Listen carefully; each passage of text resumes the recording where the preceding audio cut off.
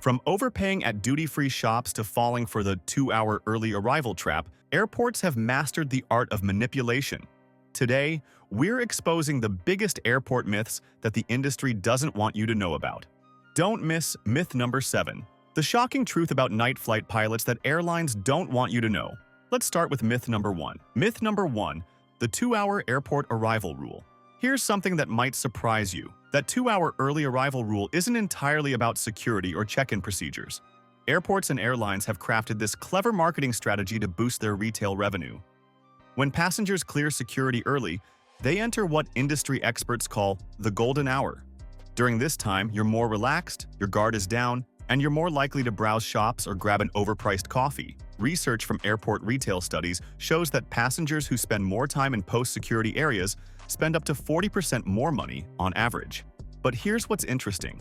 Most airports can actually process passengers through security and check-in in about 45 minutes during normal operations. The extra time cushion mainly benefits the airport's bottom line. Sure, during peak travel seasons or at major hubs like JFK or Heathrow, you might need that full 2 hours. But at smaller airports during off-peak times, you're basically giving yourself an expensive shopping tour. This doesn't mean you should cut it close to your flight time, but being smart about when you arrive can save you from unnecessary spending. For morning flights when shops aren't open, or at smaller regional airports, 90 minutes is usually plenty of time. Myth number 2, duty-free shopping savings.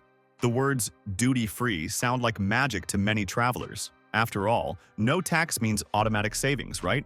Well, that's not exactly how it works. Most people don't realize that duty-free pricing is more complex than simply removing taxes. These shops actually adjust their base prices to create an illusion of savings. Let's break down how this works. When duty-free stores advertise 40% off retail, they're often comparing their prices to the highest possible retail price in the most expensive market. For example, a bottle of perfume might be compared to its price in Norway, where taxes are extremely high, making the duty-free price look like an amazing deal. Independent price comparisons have shown that items like chocolates, electronics, and luxury goods often cost the same or even more than what you'd pay at regular stores or online retailers.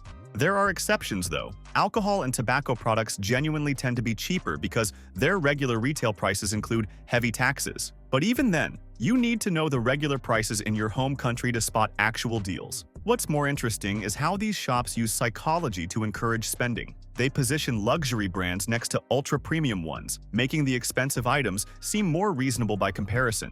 They also price items in round numbers without cents, which research shows makes people less likely to carefully compare prices. The lighting, layout, and even the air scenting in duty-free areas are carefully designed to put you in a shopping mood. And those airport-exclusive sets? They're often regular products repackaged in special bundles, making price comparisons harder. If you're enjoying these mythbusters, make sure to hit that like button and subscribe. Trust me, you won't want to miss what's coming next. Myth number 3, the SSSS boarding pass mystery.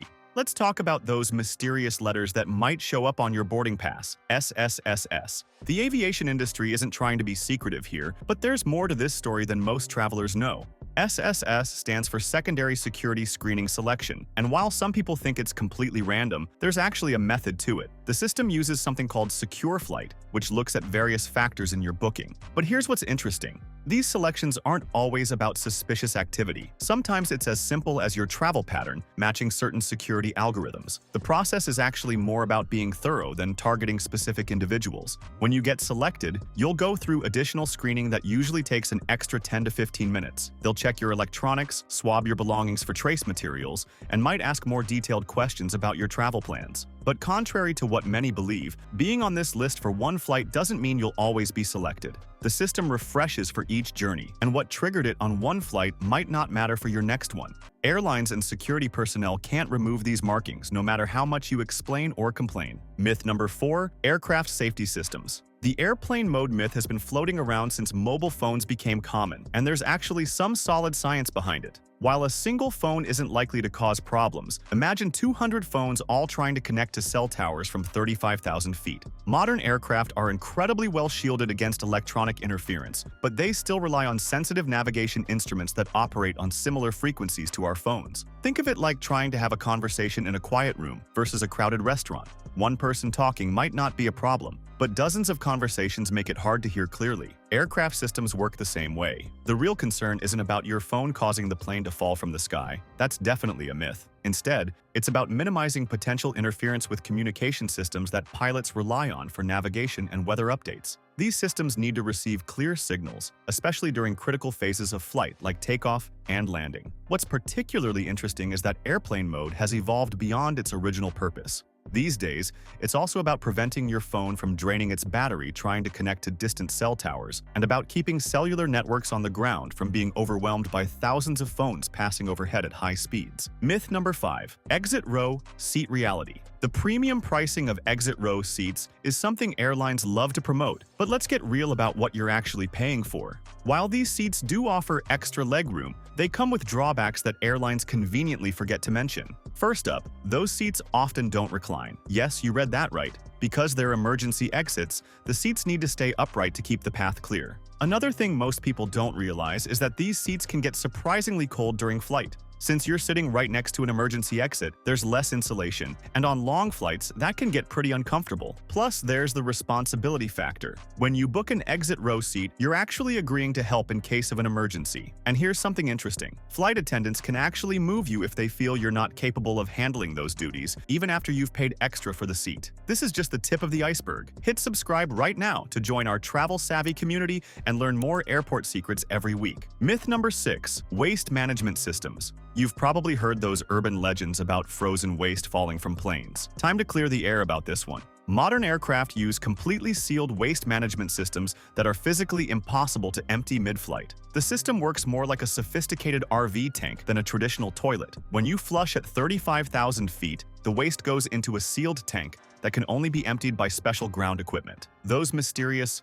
blue ice incidents people talk about, they're actually caused by rare leaks in the external valve system, where water condensation builds up and freezes. The blue color comes from the sanitizing liquid used in aircraft toilets. Airlines take waste management seriously. Each tank is equipped with multiple sensors and safety systems. Fun fact, these tanks are so well designed that they can handle an entire long-haul flight worth of waste without any issues. The system uses vacuum pressure instead of water for flushing, which is why airplane toilets make that startling whoosh sound that everyone knows and fears. Myth number 7. Night flight pilot assignment. There's this persistent belief that airlines save their most experienced pilots for night flights. The reality is much more complex and actually more reassuring. Pilot scheduling follows strict regulations based on experience levels, required rest periods, and flight hour limitations, not time of day. Airlines use sophisticated scheduling systems that balance multiple factors, including pilot qualifications, route familiarity, and crew pairing requirements. What's really interesting is that many senior pilots actually prefer daytime flights because they align better with natural sleep patterns. The truth is, every commercial pilot, regardless of when they fly, must meet rigorous training and experience requirements. They rotate through different flight times to maintain their skills across all conditions. Night flying isn't inherently more dangerous. Modern aircraft have advanced navigation systems that work just as effectively in darkness